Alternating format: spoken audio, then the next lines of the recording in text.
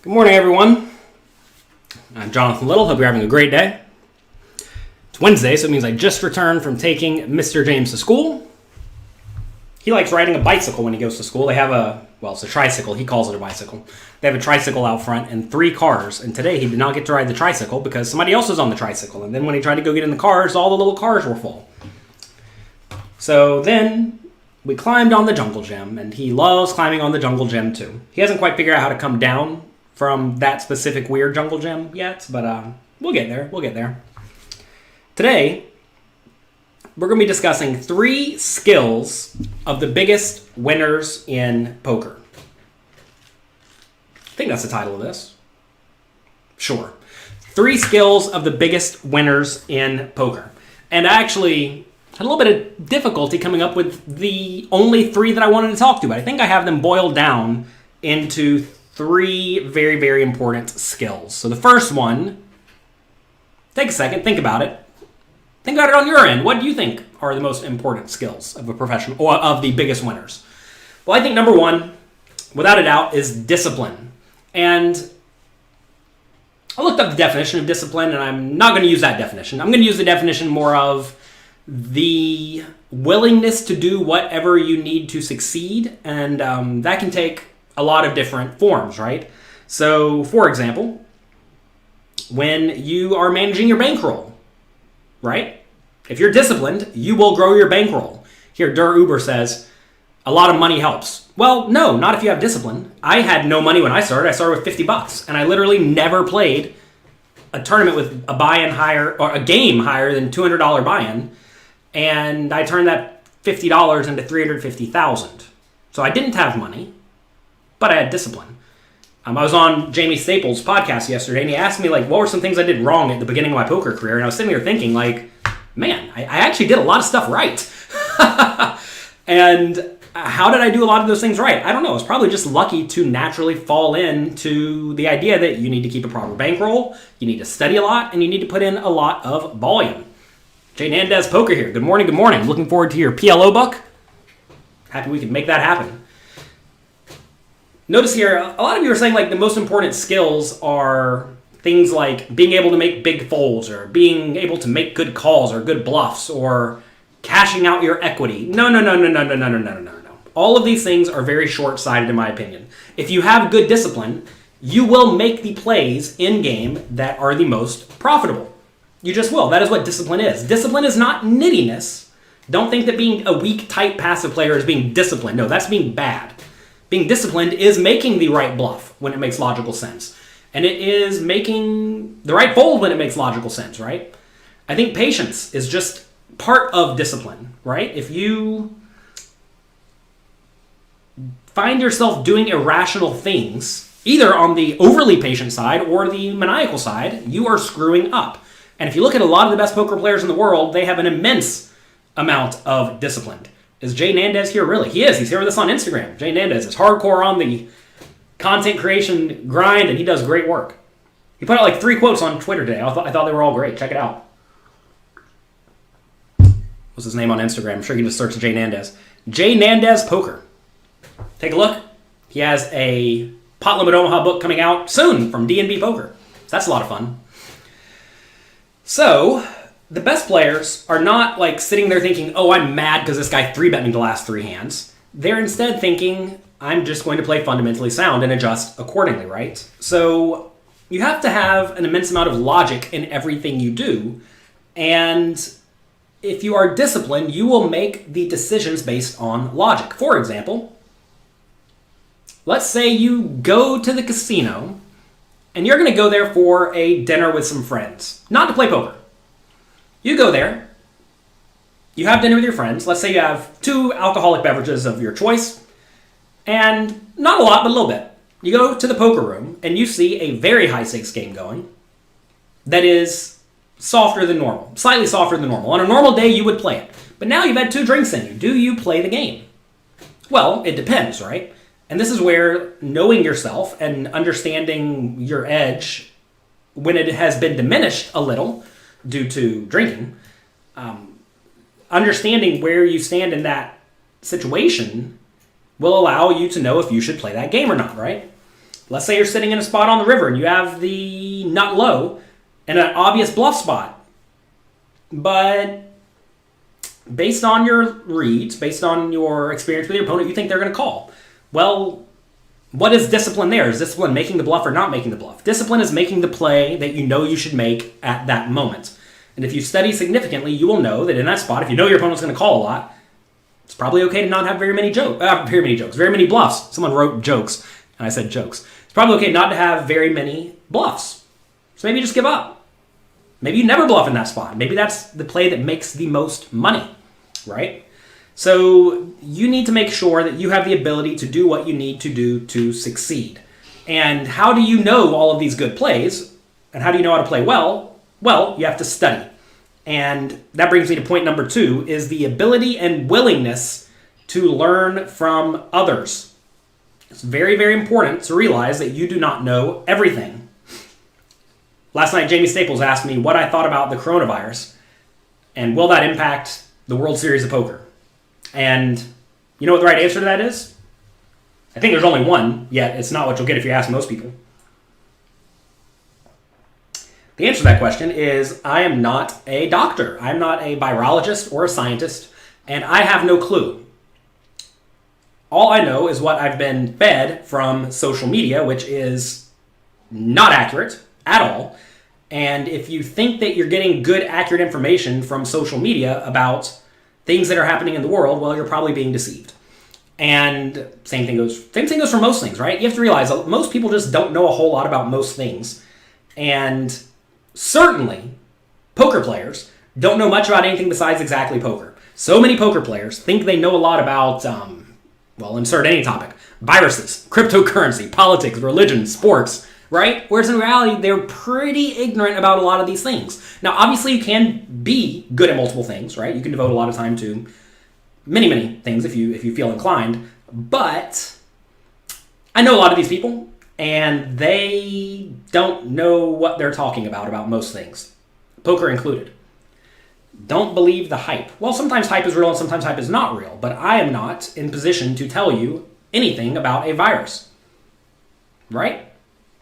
And I realize this. So recognizing this, I'm not going to make the mistake, one way or the other, of giving information that is based completely on nonsense.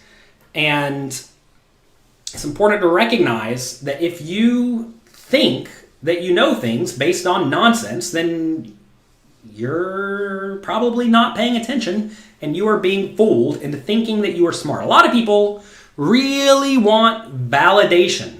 They really want to feel like they know something that other people don't. But in reality, we don't, and that's okay. So, anyway, once you have the discipline, you know that you need to study. If you're bad at poker, or if you're good at poker, you need to spend substantial time getting better at poker, right? Because if you're losing, there's no point in playing if you're losing because you're just giving away your money. So, study a ton. Study. Where do you need to be studying from? Well, people who are beating the games that you want to be playing, and people who have good frameworks that they can use to beat all the games, right? So you need to be open-minded and understand that you can learn from others. And even when you are observing the play of someone who maybe you think's not quite as good as you, maybe you can learn a few things. It's important to not underestimate people. Another, I'll call it a straight problem with the poker world, is everyone wants to poo-poo on everybody else and say that this player is not good or that player is not good. And then on the other end of the spectrum, you have people like worshiping some people as if they're the best players ever, whereas in reality, everyone's kind of in the middle, you know? Certainly people can be very good and people can be very bad, but people seem to be very judgmental, very unnecessarily, and for no real reason. And you have to ask, why are they doing this? What is the purpose of this? And the answer is either they want to have some sort of like idol to latch onto when they like worship somebody, or they want to make themselves feel superior to others who have had successes that they have not had, right? And it's interesting the way humans work. So realize you can learn from many, many people. Obviously, don't think that what everyone does is accurate. You can learn from some people by realizing the things they're doing incorrectly, right? I mean, whenever I'm teaching recreational poker players, I'm learning from them. I'm learning quite often what some players are doing very, very wrong, right? And that's very beneficial. And if I see what the general player pool does wrong, that's going to allow me to adjust and exploit the general player pool better than everybody else, right? So realize you can learn from anything, or learn from anyone, and you need to make a point to learn from other people. Speaking of learning from other people, just the other day, I had Michael Acevedo. He wrote Modern Poker Theory, another D&B book. He gave me basically a private coaching session. And we're also doing another private coaching session tomorrow, except for it's not really private because all of you get to watch. Part one of that is on YouTube at youtube.com/pokercoaching, where I played probably a little bit too tight early in the tournament. And then towards the later stages, I think I probably played a little bit too loose. So you're going to see some pretty maniacal bluffs tomorrow. The webinar, I think, is when's the webinar? I don't know what time it is. 2 p.m. or 4 p.m. I would check my phone, but I'm streaming on Instagram. Anyway, it's available for Poker Coaching members. Go to pokercoaching.com/GTO right now to sign up. Let me see if I can find the date or the time. I know it's tomorrow. What I do every morning is I roll out of bed, I wake up, I look at the schedule, and I do that. All right, so for Poker Coaching Premium members, today we have Bluff Catching on the River with Matt Affleck. That is at 7 p.m. Eastern Time. But then tomorrow, 2 p.m. Eastern Time, we're going to continue going through my deep run in a high-stakes online tournament against some of the best players in the world. And if you're a Poker Coaching member, it's included. So go to pokercoaching.com/GTO and sign up. And that's me, at least pretty good poker player, making a point to spend time and money learning from others. How frequently did I study when I was coming up? After I was already a good, solid winning player, I would play about 8 hours of poker a day, and I would study for about 6 hours a day. I did that every day for 3 years straight. What was my first upswing? I played small stakes games, and I was always kind of a nice slow trickle up. I never had like a big spike in a tournament. I mean, when I turned $50 into $350,000, I did that all by playing 9-person tournaments. So there never was a spike. It was just all grind. Just pure grind. Are there any deals coming up for premium? I don't know. We have a current deal where you get Michael Acevedo's content plus Poker Coaching Premium at pokercoaching.com/GTO. We run all sorts of promotions and try to show you everything we have to offer at pokercoaching.com. Yeah, so how often do I study? 6 hours a day, every day for 3 years. One specific game, exactly sit and goes. But then when I moved to tournaments, I realized that, I probably need to learn how to play those. So I got a coach, right? I worked a pretty good amount with Dave Benfield, Tom Dwan. I talked poker with a lot of great players. Shannon Shore was another one of my good poker friends. He was the best man at my wedding, and we all talked poker together and worked very, very hard to get better at poker. You are looking for a structured plan, go to pokercoaching.com/GTO, sign up, and go through the 30-day challenge. Do that immediately. What are some tips once you have a load of money from an upswing? Just keep playing your regular games and be smart. Especially if you've been getting lucky to have that upswing. Like, say you normally play $100 tournaments and you win $10,000. Let's say you win $100,000.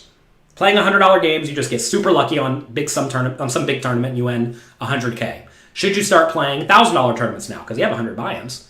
No, because you're a $100 tournament player. You should slowly ramp it up, if anything. Do you have any expectations for how much you want to win at the end of a session? Absolutely not. You can't control that at all. Thinking like that will make you make very poor decisions. Because imagine, you just always wanted to leave the table a winner, like a lot of fish do. Well, if everyone folds, you just go all in on the first hand. You win the blinds and antes and you're up. Pack it up and leave. You're up every time. Until you're not. And then you lose a bunch of money. Didn't that exhaust you? What could you study for 6 hours straight? I didn't study 6 hours straight. I would play 4 hours. Then I would review every single game that I played using analytical software for the next 3 hours. So play 4, study 3, eat lunch, usually dinner. Play 4, study 3, go to bed. Did that every day for 3 years. Didn't that exhaust you? No, I was winning a load of money. I was a kid who had no great prospects. I was going to school to be an engineer where I would make like $50K a year out the door. And I'm making like $30,000 a month playing online. Yeah, no, it wasn't exhausted because I was getting rich. Especially if you enjoy it. What kind of bankroll do you need? Go to jonathanlittlepoker.com/bankroll. What did I study? YouTube videos. They didn't have YouTube videos back then. YouTube didn't even exist back then. I studied books, but the books were not about the games I was playing. I studied using a program called Sit and Go Power Tools. Now there's ICMizer. It's way better. And it was tedious. To be fair, the 6 hours of study I did back then, I probably could have done in like 2 hours today, just because the tools are better, right? But nobody else was doing the study, which is why I crushed them all. That's my mindset before sitting down. Show up and play good poker. You have to realize that once you get a ton of experience, I don't actually think you need to focus all that much on mindset if you have a good, relatively natural disposition that you're not like going on tilt or anything like that. And I actually don't do a whole lot of prep anymore, but I've done loads in the past. And I would definitely suggest it for most people because most people have all sorts of stuff going on in life that distracts them, that makes them go insane, etc., etc. But like, if you told me I had to go play a $25,000 tournament right now, where I'm going to have an edge, presumably have an edge, I would be perfectly fine. I'd be perfectly happy waking up, dealing with my kids, doing this little coffee show, and going to play a high-stakes tournament. And my ROI would be probably just a tiny bit lower than if I prepared decently well. Obviously, you'd rather like wake up, study a little bit, get everything off your plate. But I actually don't do a ton of prep. That said, I have 2 books on poker psychology, Positive Poker and Peak Poker Performance. I wrote those with Dr. Trisha Cardner. Check those out. Is the new book available yet? No, my new book, Excelling at Tough No Limit Hold'em Games, will be available in June. There it is. Excelling at Tough No Limit Hold'em Games. It is a good book. Good book. The book that I wrote because I wanted to learn a lot. Again, good example, me learning from others. So, first things first, you must be disciplined, which means you need to do what you need to do to get the job done. That discipline does not mean tightness and nittiness and weakness. Do not think that. Do not think discipline means folding and folding and folding poorly. It's not what discipline is. Discipline is playing well all the time. Next, you need to be willing to learn from others. That is highly important. Number 3. What's the third most important thing? I bet most people would not guess this if I gave them 50 shots. Where's my next live tournament? Probably the World Poker Tour Tournament of Champions. I'm going to Las Vegas on Friday. Speaking of which, there'll be no Little Coffee on Friday or Monday because I'm going to Las Vegas for a work retreat. I'm taking my employees out there for a work retreat / party. Also, the Global Poker Awards. Maybe we'll win Poker Personality of the Year. I don't think I'm going to win, but I could win. If I had to guess, I think I'm going to come in second. And there's no award for seconds. But I very easily could win. Personal guess, I think Joe Ingram's going to win. He's done a lot of great work this year. But I think I may. I don't know.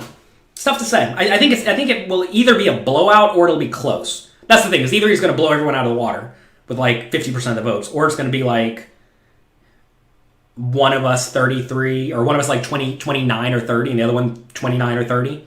Then I think the other 2 guys probably be more like 20-ish each. But we'll see. I don't know. You got first. I hope I got first. I've been in the top 4 for the last 3 years, and I have not gotten first yet. But we'll see. Anyway.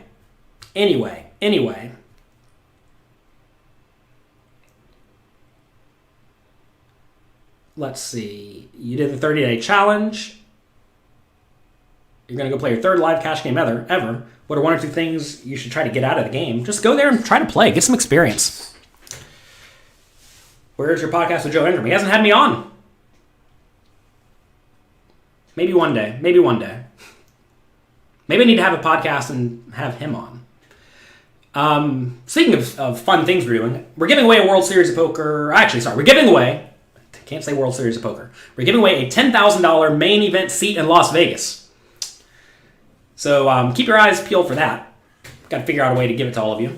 It's probably going to be semi-random. And we're going to be working with a lot of other content producers to try to get in front of their audiences and give someone a chance to win $10,000 from me. Plus, lunch in Vegas, coaching sessions, etc., etc. So that'll be fun. You think about specific things during a hand. Yeah, what are the ranges and how do they line up against each other? You have trouble ranging and taking big preflop hands out of the range. Well, realize sometimes they're there, sometimes they're not. You want to learn about bankroll management? Go to pokercoaching. Go to jonathanlittlepoker.com/bankroll. I'll type it in for you so that you can just click on it. Couldn't make it easier for you.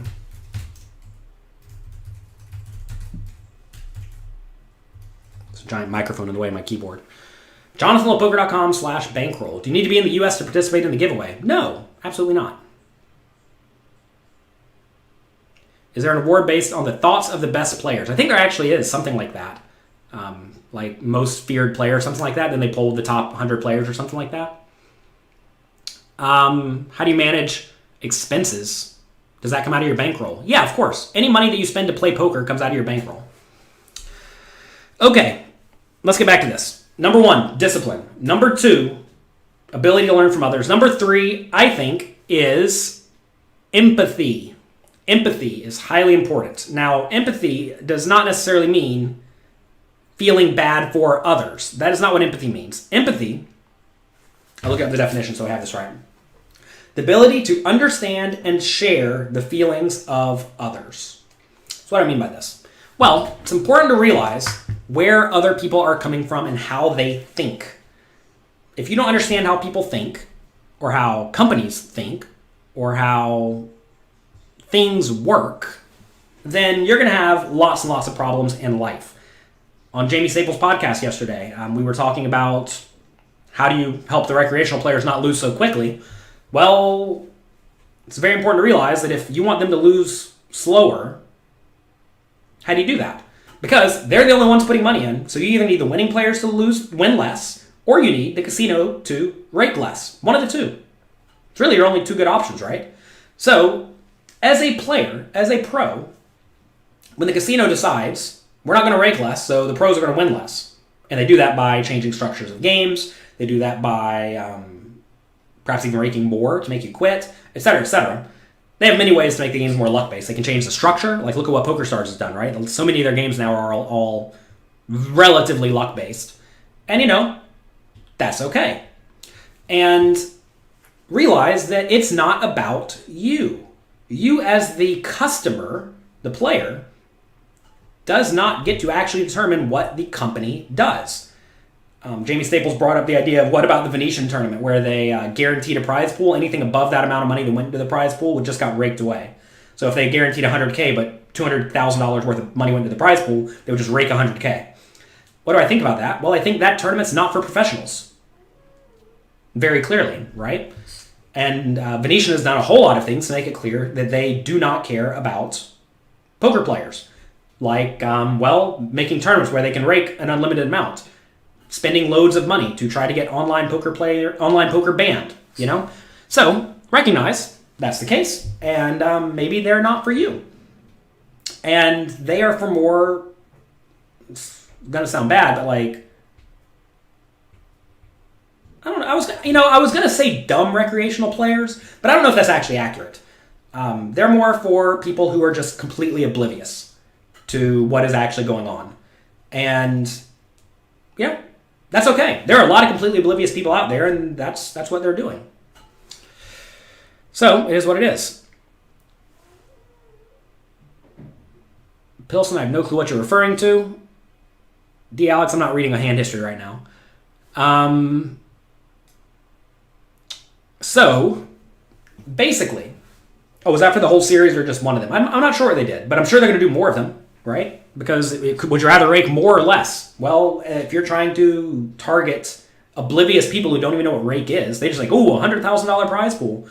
Well, against people like that, or when you're trying to fleece people like that, just rake them to death, right? I mean, that's their goal. They want the pros to win none, and they want to make the game not good for pros. Fine. It is what it is. That's not for you. Don't give people like that your business, right?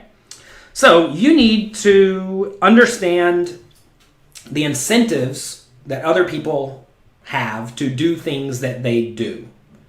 So, for example, take a casino, right? What are their incentives? What are they trying to do? Well, they want to make as much money as they can for their shareholders, in theory.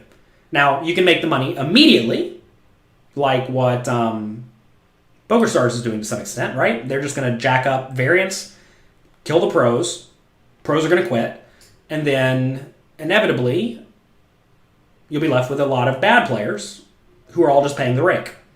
And they'll eventually quit because nobody's going to win. Or if you win, you're going to win minimally. So, okay, fine. That's one option. Fleece them immediately, take the money, figure out something different. Other option is to shear the sheep instead of kill the sheep, which is what, in my mind, like good poker rooms do. They're willing to make less immediately today in exchange for making way more long-term, which is what like sites like Party Poker are doing, where they're giving away loads of money to the players. I actually floated the idea of just like completely get rid of rake at the micro stakes. Just completely get rid of it. Maybe 25 cent, 50 cent lower, no rake.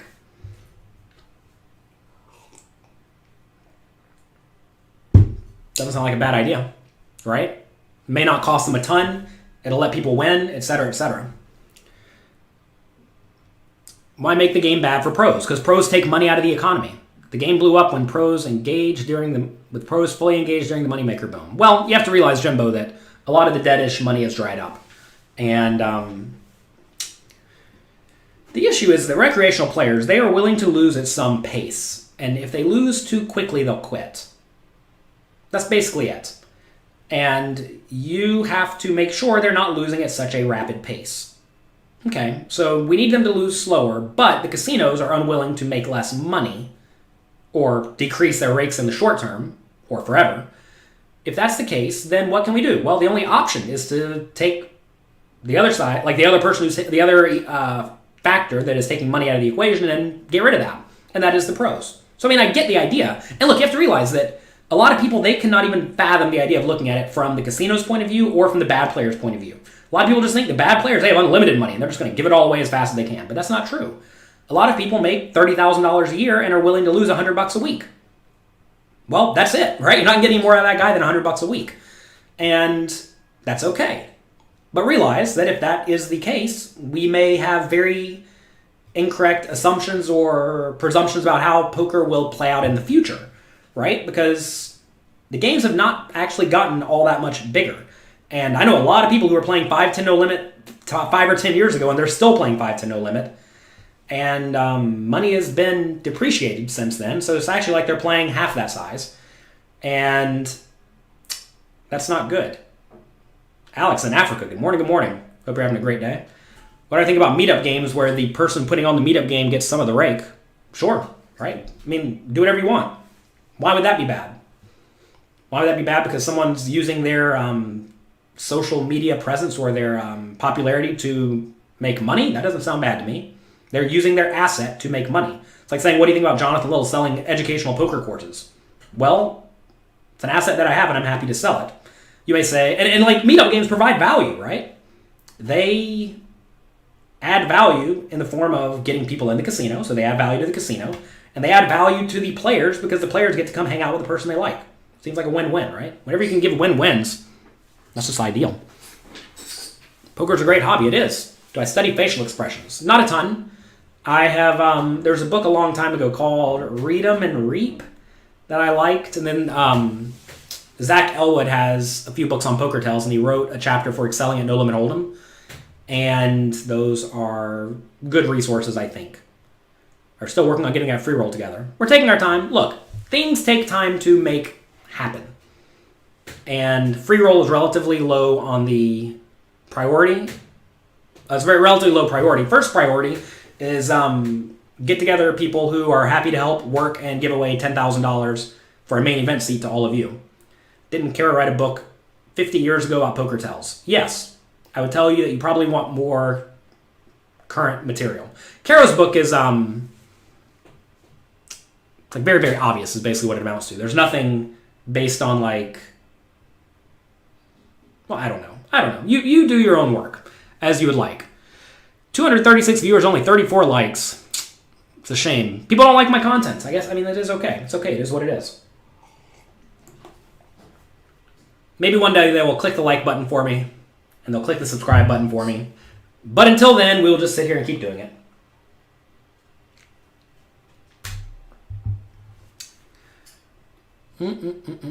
Why would a rich businessman want to sit next to someone who is antisocial? Well, they wouldn't. Is this a statement or a question? Do you ever team up with anyone else to build a company or a brand? Yes. I'm probably not going to be making content for your site because I already have a site. I don't know what you're talking about, Thomas. Send an email, jonathan@pokercoaching.com, and I will check it out. Not a big fan of making content for lots of other people's sites. That takes a lot of effort because I'd rather be making content for my site where I get to keep all of the money, right? Also, believe it or not, I don't make a whole lot of money from selling books. When you sell a book, am I allowed to tell my deals? Yeah, roughly. Whenever you sell a physical book, the author gets about 10% of the sale price. So if they sell the book for, let's say, $30, author gets $3. It's not all that much money. When you sell an ebook, you get a little bit more than that. You get more like, 35% to 50%, 35% to 70%, just depending on if you self-publish it. So if you sell a, let's say, $10 ebook and you self-publish it, you may get something like $7. But you're not getting rich off books, just so you know. So the idea of I'm going to make a site to try to sell people's books probably isn't a good idea unless you actually publish the books. Never seen my videos and didn't know I wrote books. Yeah, well, there's all the books back there. You see these books behind me? Those are my books. You'll buy ebooks now. Yeah, well, ebooks have no or little cost associated with them, right? Besides exactly the publisher and their work for it and the author's content. When you print a book, it actually costs a decent amount of money. How can you not like and subscribe? You're getting free content. Well, too much effort for some people, I suppose.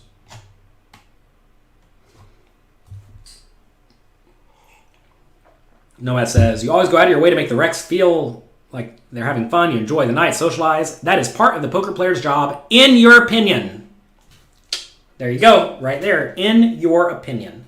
That is something that gets a lot of people in trouble because they associate their opinion or the way they view the world to everyone else in the world. They think that the way I think about something must be accurate. Great example of this is the virus going on right now. A lot of people think that whatever they think about the virus is accurate. Funny enough, it seems like that's actually associated with politics somehow. Doesn't make sense to me at all.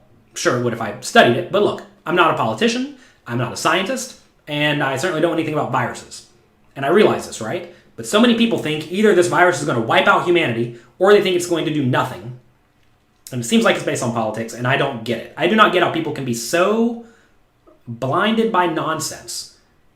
Because in reality, the right answer is somewhere probably in the middle. And it doesn't even matter what the right answer is, because it's going to do one of the two, right? And you have to realize that the way you view the world doesn't necessarily matter. At least, it may not matter significantly. For example, I can't comprehend why people would think one way or the other about the virus. Yet, I realize they do, right? Whenever I'm playing poker, I can't fathom how people will fold over and over and over again to a maniac. It's obvious they're a maniac. One of my students sent me hands the other day. He said, I'm going to go to the casino, I'm going to play a whole lot of hands. I'm going to play like a maniac, and I'm going to see what happens. Cool. He says, I play like a maniac, and they just kept folding over and over and over and over and over again. Okay? How can you actually play every hand? Your opponents know you're a maniac, and they still fold. I can't fathom it. But they do. They do fold. Which means that my thought of, I can't believe these people are still folding to you, doesn't matter. Because it's obviously not accurate, right? That's actually nice because you have a very clear answer of whether or not you're right or wrong about things. Some things like viruses, for example, we will not know if you're right or wrong for quite a while. And the fun thing about that is if you're right, they'll celebrate. And if you're wrong, well, you won't act like you're wrong. This is the problem with a lot of people who are in the prediction markets on TV. Because whenever they're right, they celebrate it. And when they're wrong, they just act like it didn't happen. Oh, you should join the Libertarian Party. I'm probably not going to be joining any parties. I'm not the biggest partier. I don't even know where the Libertarian Party meets. If it's somewhere near my neighborhood, maybe I'll go to the party. But Let me know what time it starts. Usually I'm only available on specific days, usually Monday night, because on Monday night, Grandpa's here to watch the kids. So that's the only time I get to go out to a party. What about empathy? Why, in your opinion, is it an important skill for winning players? Because they understand why people do what they do. If you understand why people do what they do, then you can adjust to either give them what they want. For example, if you're a good, strong, winning player, and the bad players don't like playing with you because you're a jerk, figure out what you're doing wrong. He's talking about a political party. Well, I don't know much about politics, but I do love parties. So Monday nights, if there's a party at the Political, if that's a restaurant in New York City, kind of near my apartment, I might go. If there's a Political party, I will go. I think they have good scallops at Political. Is that right, or am I thinking about somewhere else? I forget. So you need to understand what people want and how to give it to them, right? And it's important to realize in poker there's an equation that happens. That equation is good players take money from the bad players in exchange for the good players' time. Bad players give their money for an experience. So, in theory, the good players are giving an experience, the winners are giving an experience to the losers. And you need to make sure as the winning player, you're giving the losing players the experience they want. Right? Oh, speaking of this coffee, I got a package in the mail yesterday from Purity Coffee. They sent me some coffee in the past. And look, this is like a tea bag, but it is actually coffee. Look at this giant tea bag. It's huge. Well, it's a coffee bag, I suppose. It's huge. And you drink it like tea, so I figured I'd give it a whirl. It tastes like coffee. It's a whole lot easier than grinding it up and all that. Let's see. You love my cash game masterclass. Great. You don't sound like a guy that does not know a lot about politics. I realize what I know is based purely on social media, which is asinine. So I don't actually know anything, right? Rec players don't mind losing if they're entertained. Well, that's not necessarily true. Depends on how fast they lose, right? Imagine you go and you play and you lose your buy-in every single time in about 20 minutes. And you do that every single time you play, or the vast majority of the time. Well, you're going to quit. And that's a lot of the cash games players experience in online poker because the game moves very quickly and because they are significantly outmatched. And that's not a good experience. So they need to figure out a way to change that. Global poker is legal. Why do you say it won't be around for long? Because they are currently playing with loopholes. When you play with loopholes, those loopholes get closed and then you get crushed. Also, you all may not know this, but apparently the government can almost like retroactively make rules pertaining to some things. And that's one that they may do that for. Do you know who was Stu Unger? That's what's written here. No, I never met Stu Unger. Did he have a big advantage against other players back then? Yeah, clearly. He probably just was bonkersly aggressive from what I understand.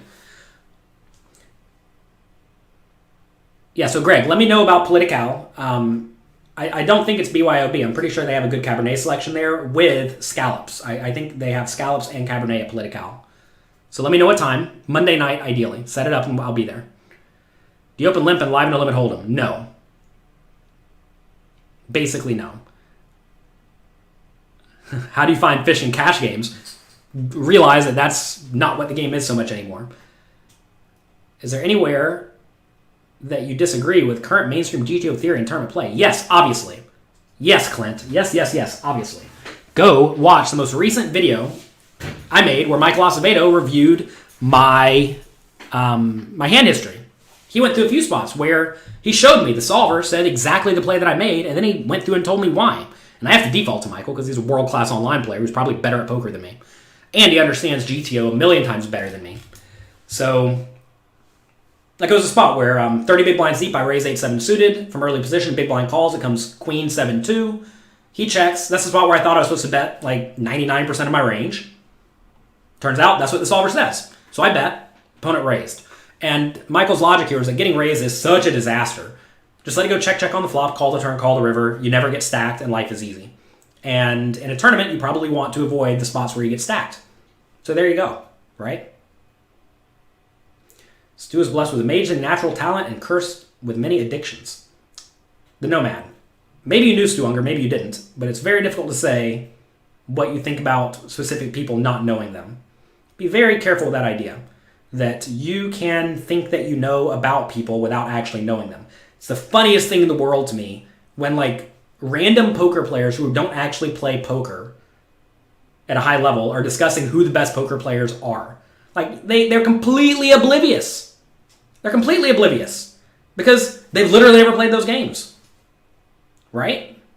So if you've never played those games, how are you supposed to know who the best players are? Figure that out. There's no way you can. I don't know a thing about Stu Unger. Never met the guy. I know what I see in a movie, right? And I know what I've talked to Mike Sexton about. But that's the closest I've been to Stu Unger. And doesn't mean I know. What's my website? JonathanLowPoker.com and PokerCoaching.com. What is my email? Jonathan@PokerCoaching.com or support@PokerCoaching.com. What were the skills? Number one skill, discipline, not patience, Clarence. Discipline. Discipline, then the ability to learn from others, and then empathy. So you, as a good high-stakes pro, remember, these are the 3 skills of the biggest winners in poker. They know how to give the losing players what they want. And then they do it. And if you don't know how to give the losing players what they want, you may find as you move up in stakes, you have a hard time getting in games. Also, with any interaction, you have to give people what they want, right? For example, I would like all of you to pay me for educational poker content. Okay, fine. How do I do this? Well, first things first, I make educational poker content. Next, I give you a load of content for free, right? Like this right here, right? This is completely free. We do all sorts of free stuff. You look at the YouTube channel. I've been doing it for 7 years or something.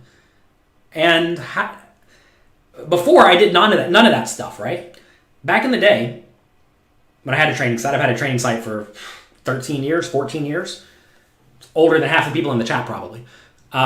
So 14 years I've had a training site, and for the first 7 of it, it was just like an epic failure. And why? Because I wasn't actually getting out there and giving away a lot of stuff and basically giving people a sample to some extent, right? If your content was so good, why didn't you go play 5K on PokerStars and become a millionaire? I'm already a millionaire. Been a millionaire for quite a while.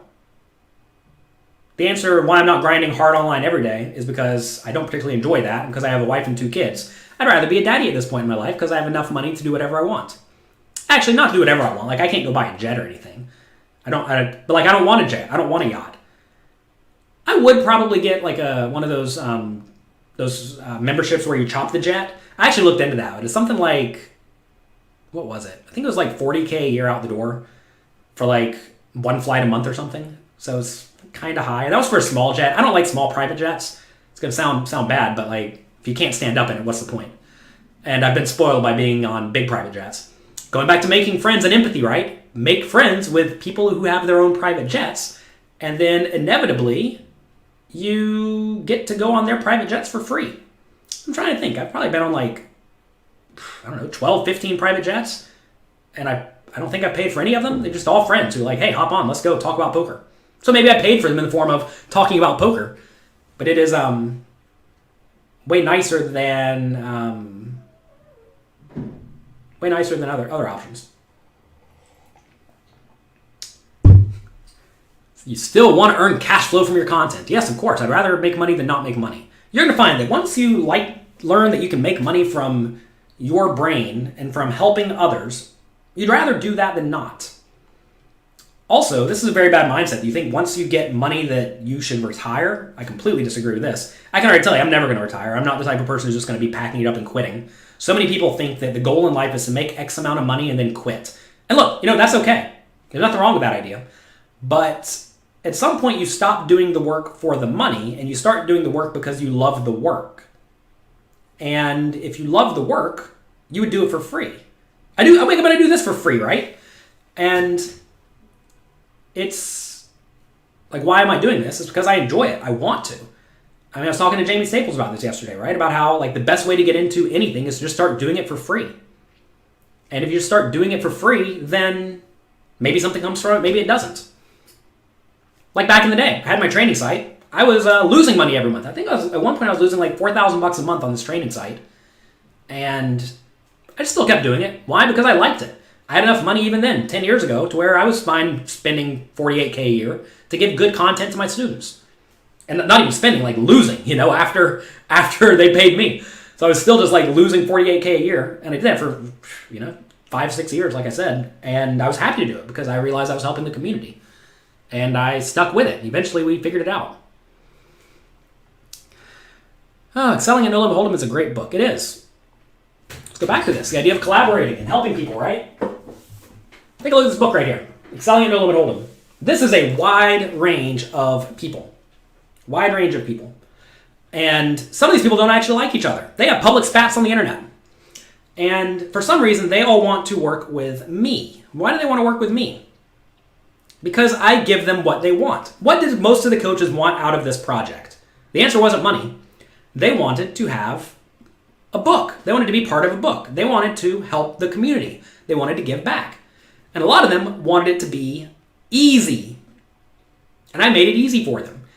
I wanted a book with lots of people. Okay? They wanted to have an easy time writing their chapter. I mean, solid big book, right? It's not child's play book. It's a big book. And I did that for them, right? So it's a good example where I gave to them, they gave to me.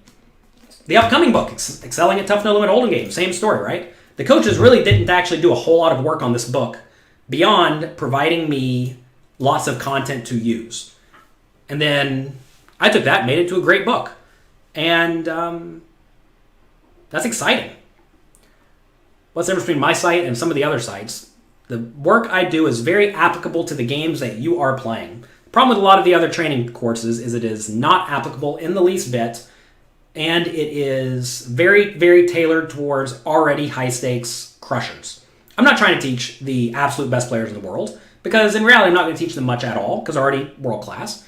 And I want my work to be very cheap and very accessible.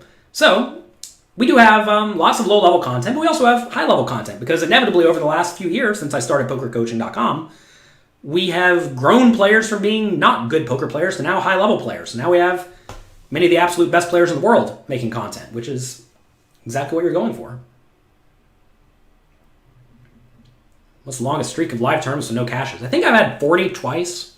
That's like normal. If you ask any good pro, it's going to be something like that. I was pretty lucky both times. On either end, I won a World Poker Tour tournament, so that was good. What makes you a pro? Tough question. In theory, a professional. Well, Google professional. I think it's someone who makes most of their income from a specific thing, I think. So if you make $5,000 a year and it all comes from poker, then in theory you're a pro, right? What makes a good pro, that's very different. Can you recommend a PLO book? Jay Nandez has a PLO book I have that I'm publishing with D&B Poker coming out soon. It's basically done. It's just a matter of wrapping it up. My job at D&B Poker is to source content. Let me show you some of the books I sourced. You all may not know this. Modern Poker Theory. Michael Acevedo is the GTO expert. I had him write this book. This is a grown-up book here. There's math, there's equations, there's ranges. It's a hard book. But if you can understand everything in this book and implement it, you're going to crush the games. I had that book made. I had these two books. We had this book. Here's some more books. A book that came out recently. Mastering Mixed Games. Bill Lenny decided to, I was trying to find someone to write mixed game books. I knew he was a crusher. And he has this book discussing all sorts of games. It's about 20 pages, 30 pages on each game. Actually, that's not true. Let's see. Yeah, 30-ish pages on each game. We have Limit Hold'em, Limit Omaha 8 or better, PLO 8 or better, 40 Big Blind Cap, because that's what they play online and in live games. Stud High, Raz, Stud 8 or better, Deuce 7 Triple Draw, Badoogie, Badacey, Deuce 7 No Limit Single Draw. Yeah, this is a good book. Life's a Gamble. Mike Sexton's biography. I love this book. He has some photos in here. Wonder what I have to do to get photos in my book. How do I do that?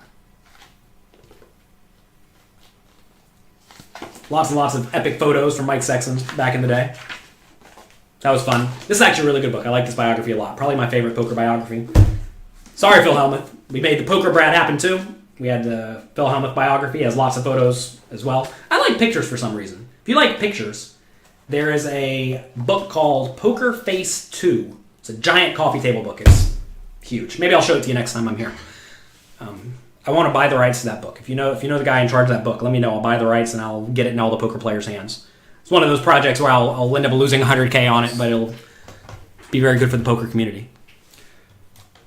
What about that book, Bluffs? Yes. So none of these are the books that I didn't write any of these books. These are all books that I helped make for the poker world.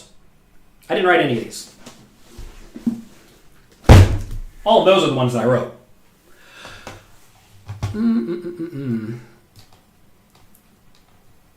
How do you set your daily research and output goals when writing a book? I don't do research. I already know what I'm doing.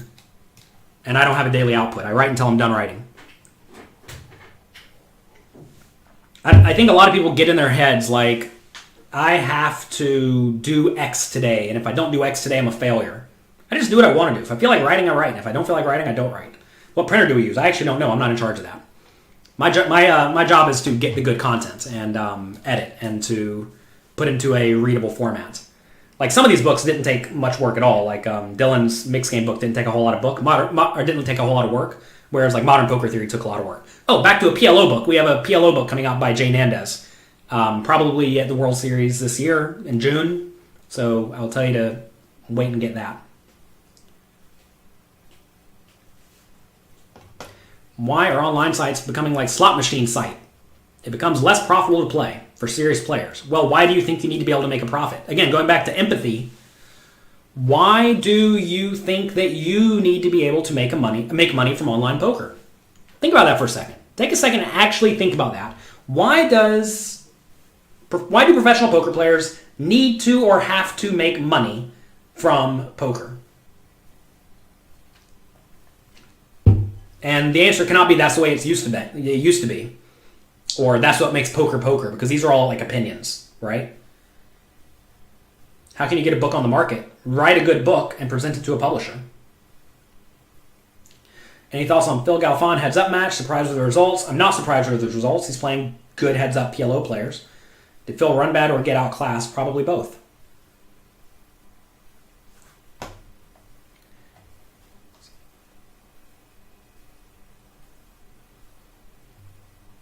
Saved, I have no clue what you're saying. All right. So yeah, essentially, I think the empathy thing is very important. It's something a lot of people lack because they think it's all about them. If you're not playing to win money, then what's the point of playing poker? What's the point of playing blackjack? What's the point of playing craps? What's the point of playing roulette? To get your gamble on. Right? And maybe that's what the people who own the sites want their site to be. Like Venetian, right? Like we discussed earlier. They do everything they can to try to make the game bad for the pros. Okay, fine. So, don't play there. Vote with your actions. Read above. Look, Nomad, you have to understand that, like, we're doing a lot here. I don't have loads of time to go back and read everything you're writing. There's literally 400 people here right now, all trying to talk to me. When you're getting a Magic or Hearthstone stream, I actually haven't played Magic at all in a while, and Hearthstone, I play Hearthstone for like 5 minutes at a time. After playing professionally and living mainly off your profits for 20 years, you have a ton of both live lessons you can teach people. Write the book, man. Write the book and then present it to a publisher. That's the answer. So many people come to me with an idea, and they say, all right, I have this idea. Pay me money now, and then I'll write the book. No, write the book because you want to write the book, right? Like if you want to start streaming on Twitch, don't try to go to a site and say, oh, you need to pay me to stream. No, do it for free. Do it because you want to do it for you. Do the things that you want to do to make you happy without the idea that you're going to be making any financial return, because I can already tell you, if you're not a published author already, and you're not a well-known poker player, your book's probably not going to do all that great. It's just not. So write it because you want to write it. And that's it. And if you don't want to write it, if it's like a job for you and you're going to hate it, don't do it because you're not going to make a ton of money from it. And that's exactly it. Motivation isn't money. So write it. And then you can just self-publish it. That's the great thing about today is you can literally self-publish a book in like an hour. You can have the book on Amazon, self-published, in a format where they can print it for you and mail physical copies in like literally an hour. It won't be like the nicest thing ever. Like here, I'll show you some of these books. I have these little books. So if a book is this small, if a book's less than about 250 pages, you're going to have a hard time getting it published by a physical publisher because they won't be able to put it in stores. Speaking of which, if you're not already very popular, you're going to have a hard time getting your books in stores because bookstore space is getting consolidated and more books are being written, right? So anyway, small books must be self-published. But I mean, look, this is not like the most fanciest thing in the world. I mean, it still has images and range charts and stuff, but it's not super fancy. And this like took an hour to publish on Amazon, and it's one of my best sellers because it's just a short, actionable guide. It costs like $10 or something. All right. The like button will set you free. Yeah, click like. Click subscribe. That goes a long way to helping wherever you're watching know that you enjoy my content.